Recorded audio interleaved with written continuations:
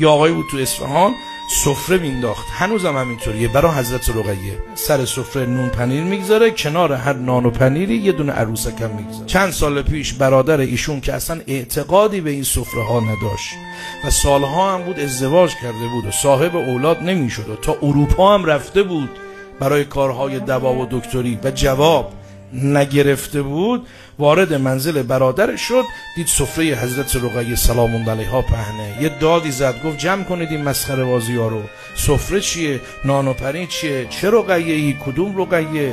صاحب خانه بلند شد، برادرش رو کشید کنار، گفت داداش میدونم سر چه موضوعی ناراحتی. رفت یه دونه از همون نون و پنیرهای سفره حضرت رقیه رو آورد، نصف کرد، گفت نصفشو همینجا خودت بخور، نصف دیگرشو ببر خانه بده خانومت بخوره، تا سال دیگه اگر حاجت نگرفتی به شرافت خودت و خودم قسم، برادر بودن دیگه، چه دیگه من این سفره رو نمیندازم برای حضرت رقیه. گفت قول دادی؟ گفت بله. گذشت سال دیگه این سفره پهن شد، دیدن اون برادر صاحبخونه داره میاد با 2 تا بچه‌ای که 2 قلو بودن، یکی دختر یکی پسر. وارد مجلس شد، یه گوشه نشست، خودشو میزد، گفت بیبی غلط کردم. به برادرش میگفت حضرت رقیه من نمیدونستم که آدمای مثل من که اینقدر بی‌ادبن اینقدر تحویل میگیرن.